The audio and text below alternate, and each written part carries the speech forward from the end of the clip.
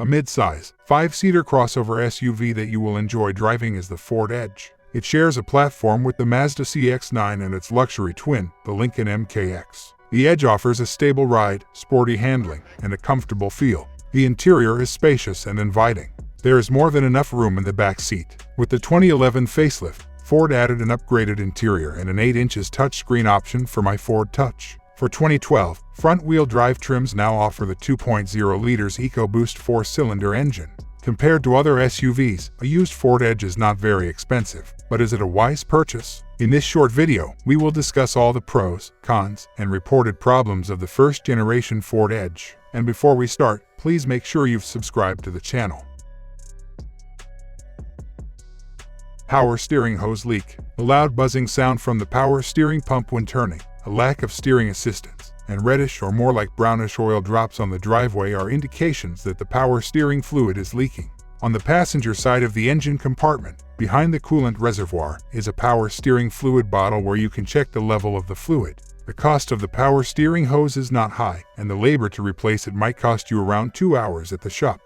Door ajar lamp is staying on. With all doors closed, the Ford Edge's door ajar lamp illuminates, draining the battery. This problem is addressed in Service Bulletin 18-2013. Possible culprits for the issue include an integrated door ajar sensor and a door latch. In order to complete the TSB repair, the switch must be cleaned with a unique tool that is probably only available to Ford dealers. Although it's a cheap fix, there have been some reports that the issue reappeared after the fix. Some owners advise using a spray to lubricate and clean the latch. If the lubrication doesn't help, then the latch should be changed. To replace it, a dealer may charge from 1 to 2 hours of labor in addition to the part. Power transfer unit failures and leaks have been reported by many owners. The all-wheel drive system's PTU is a small transfer case. It has a few gears inside to angulate the rotating torque toward the rear differential, and it is connected to the transmission. The PTU is surrounded by hot exhaust components and contains a small amount of gear oil. The OEM part alone costs over $800, so replacing the PTU will cost more than $1,000. Many owners recommend regularly checking the PTU for leaks and performing more frequent oil changes. Although this part lacks a drain plug, several owners claim that the gear oil can be changed and sucked out through the fill plug. Purge valve. The code P456 may be brought on by a broken purge valve, but the EVAP system needs to be properly tested to verify this. The canister purge solenoid can be changed for not very much money.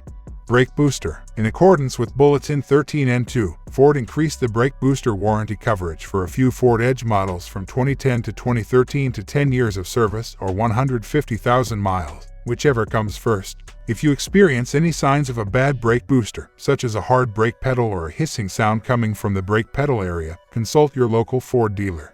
Tie rod ends and control arms. Control arms and lousy tie rod ends are fairly common.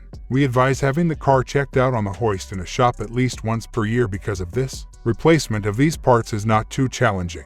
Transmission. Ford released the Service Bulletin 07-2111 for the 6F50 transmission's issues. Harsh engagement, no upshift, and fifth gear only are the problems that is related to the output shaft speed sensor or turbine shaft speed sensor. Following the diagnostic process and replacing the sensors if they are found to be defective is advised by the bulletin. The other Service Bulletin for the 2009 to 2011 Edge describes a problem with the transmission range sensor that can lead to a variety of transmission issues, including slipping or neutral out, fifth gear starting from a stop, the backup camera turning on in drive, and intermittent speed control dropouts. The transmission range sensor notifies the transmission computer of the gear the shifter is in. For instance, if the sensor cannot recognize that the transmission is in reverse, the backup camera may not function. The transmission range sensor needs to be replaced if the resistance between the transmission connector pins is outside of specification, which is the diagnostic procedure described in the bulletin.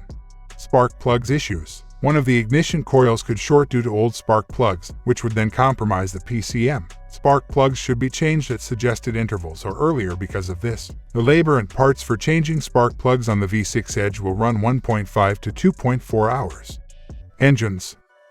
A 265 horsepower 3.5 liters Duratic 35 V6 is standard on the Edge from 2007 to 2010.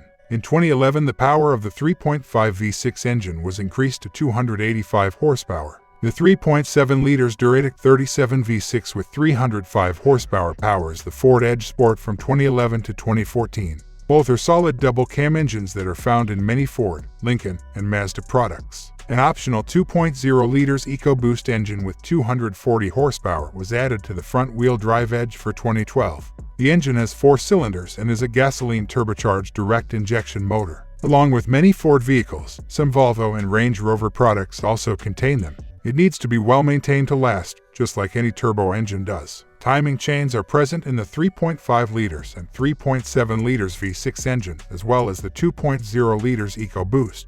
Unless a timing chain is stretched or has another issue, it doesn't need to be replaced. Is it a good car to buy? One of the few SUVs that is enjoyable to drive is the Edge, especially when equipped with the 3.7 liters V6. The reliability is not perfect, but the Edge is not a bad choice when compared to other similar vehicles. Over the 2.0 liters EcoBoost, we would advise the tried and true V6. Consumer Reports rates the 2014 Edge's reliability as above average. The 2008, 2010, and 2012 to 2013 model years are rated average. The 2011 model year rated as below average. On the NHTSA website, there is a rise in reports of electrical issues with the Edge from 2011 to 2013. Even so, the majority of Ford Edge owner reviews are positive. The styling, driving experience, power, My Ford Touch features, and safety have received praise from many owners. Overall, the Edge with front-wheel drive and a V6 engine will cost less to maintain over time.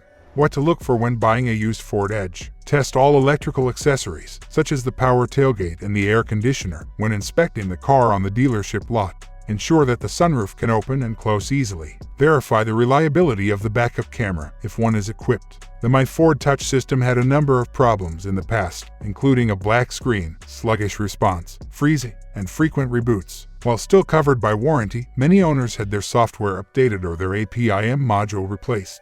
In other words, research the My Ford Touch issues and thoroughly test each feature. Because replacing the 22 inches tires and rims on the Edge Sport is expensive, pay close attention to the condition of the tires. Leaks under the car, as well as the smell of coolant or burnt oil coming from under the hood, indicate a problem. The expansion bottle's low coolant level could also be a sign of coolant leakage. Repair costs will be high if a water pump in a V6 leaks coolant. A leaky power steering hose was mentioned by several owners. Make sure a dependable mechanic inspects the used Ford Edge before you buy it. Request that the engine and transmission be inspected for leaks and the condition of the water pump in a V6 and the turbocharger in a 2.0 liters EcoBoost engine. To ensure that the rear axle actually receives power, the all-wheel drive system should ideally be tested. Hope the information was useful for you. If so, please press the like button and subscribe to the channel.